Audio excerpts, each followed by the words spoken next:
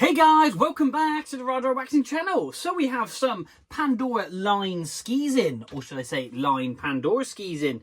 Customer supplied us with this awesome K2 Anthem boot, Powerlight technology, basically just a lovely colourway, just a very, very, very good looking boot.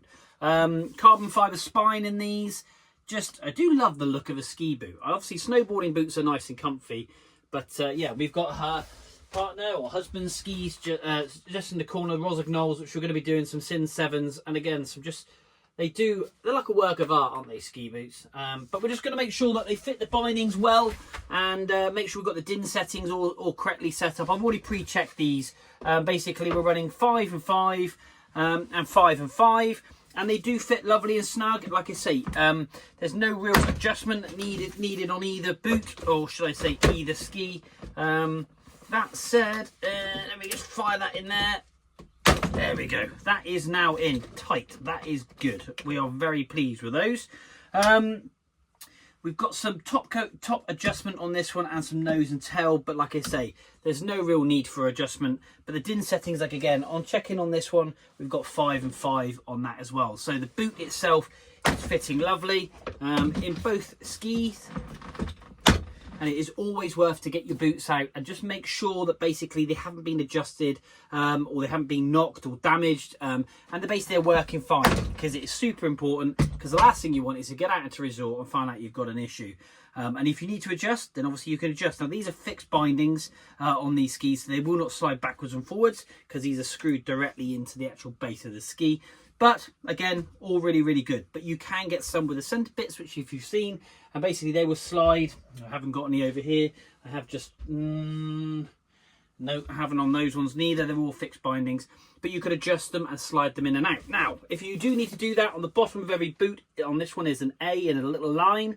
That line depicts the middle of the boot, and on every ski you have a line, and you make sure when you line it up that that line is in keeping and is dead in line, of which this one is perfect, so you know you're in the centre of the ski. So when you are fitting bindings, and I wish I had the jigs to do so, but unfortunately they are mega expensive, and for the amount of skis and people that ask me to fit bindings to skis, it just wouldn't be worth investing in all of that, sadly. But yes, you want to make sure that the actual binding itself is in the right place, hence why they always put these markers on. And you'll tend to find if it's not a line, there'll be a ridge line, but there will always be a marking on the ski and always on the boot. So make sure they line up.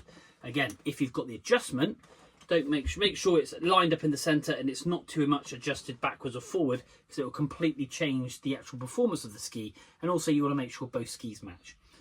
I've rabbled a lot in that sentence, so I do apologise, but hopefully it does make sense. But the good news is these are fine.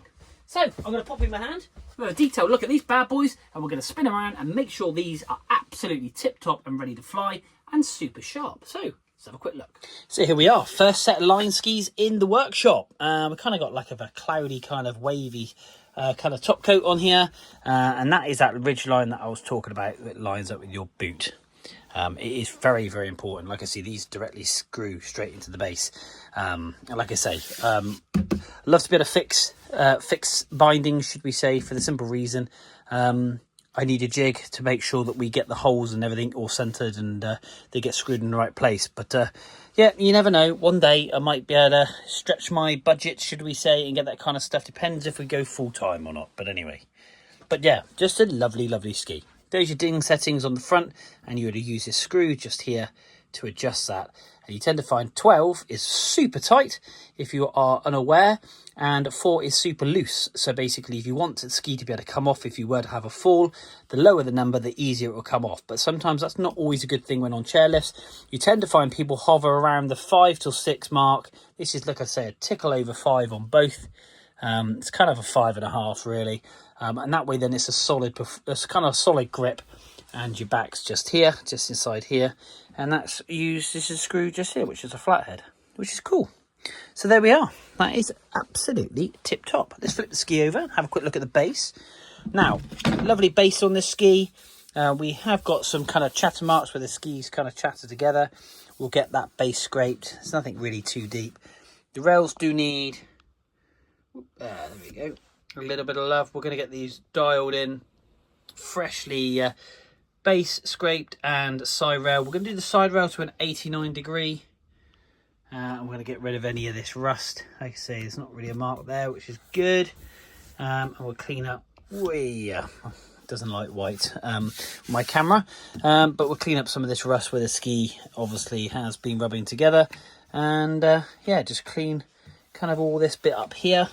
Flip the other ski over. And that's where that little rusty watermark is caused. And that's just settled on there. But other than that, got a bit of a mark just there. That's not hopefully going to be too deep. We'll get that sorted. So yeah, other than the residue wax that's just come off my bench, which you can just see, we're going to make sure these things fly. We're going to get great definition here as well. So if you want to, at the end of the film, I'll hold the ski up and you'll see how dark this area is. And yeah, gotta say, whiz back to the beginning and have a quick look and you'll see a comparison. I might even stick that shot on the screen so you can compare. Anyway, let's crack on, stick some tunes on, let's get these things made.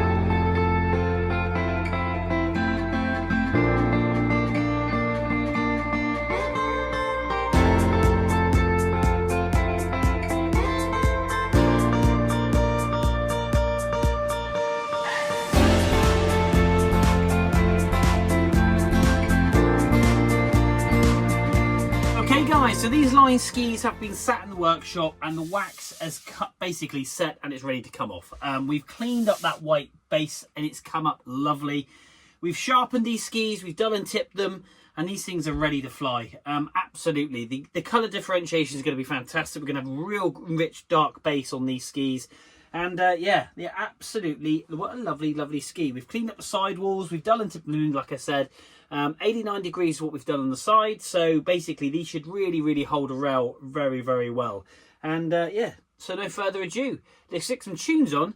We're going to get these things absolutely popping. Oh, and do stay tuned towards the end because I'm going to do a water test I've just done on the other set of skis that I've done, the Sin 7s.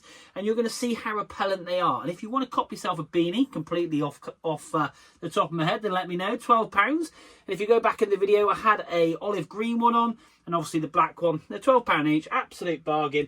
Keep your head really, really warm and cool. They style the older Rider waxing badge. But no further ado, let's stick some tunes and let's make these things fly.